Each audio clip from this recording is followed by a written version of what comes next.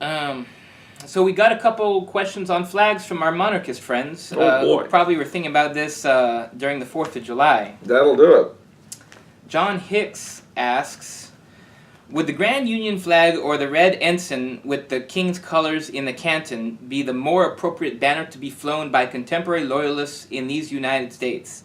I'd love to display both flags and the Union flag of 1801, but I can only fly a single flag.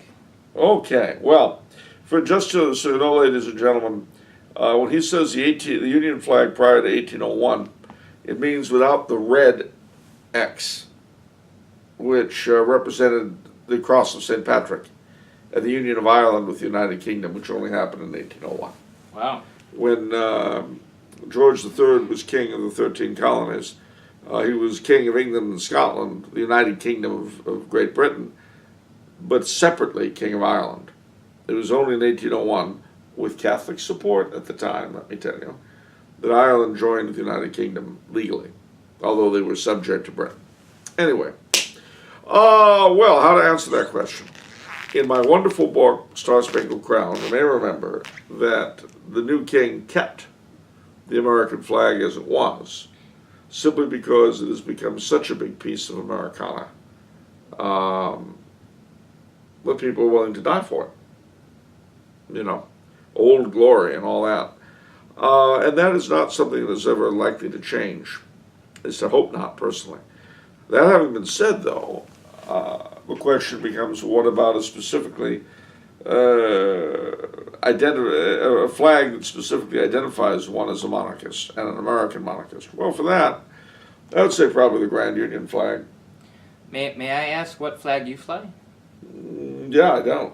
I don't have a pole. Oh. If I did, it would be either the current American flag or the Grand Union. Okay. Or if I really wanted to annoy people, the Confederate battle flag, but that would strictly be to upset people. Especially in California, ladies and gentlemen. You want to get your house egged? Put up the battle flag and see what happens. Because we live in a free country, where freedom is everything, and self-expression and the ability to say what you believe is really a dogma of the state, because we're all free and stuff. At any rate, just as long as you don't express hate. Then you'll be beaten to a pulp. Yeah, I know. That's beautiful. But seriously, ladies and gentlemen, if you want a flag to express American monarchist identity, probably the Grand Union is the way to go. Yeah. Okay. Second question on flags. JB says, now that our constitutional republic seems to be on its last legs, I'd like to take down my American flag and replace it with something a little more forward-thinking.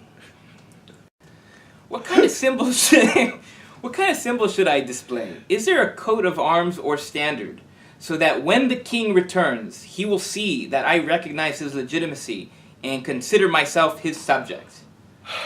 I'm not 100% sure that this is a serious question. Well, yeah, I'd say you want it when Aragorn comes back. You want to have flying outside your house the flag bearing 7 stars and 7 stones and 1 white tree to show your obedience to Gondor and Arnor. No, well, you know, if that wasn't a serious question, smart guy,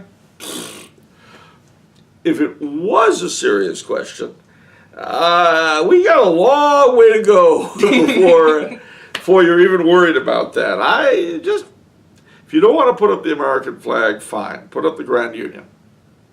But don't get bent out of shape about it, no matter what you do. And if it wasn't a serious question, I'll see you in Minas Tirith.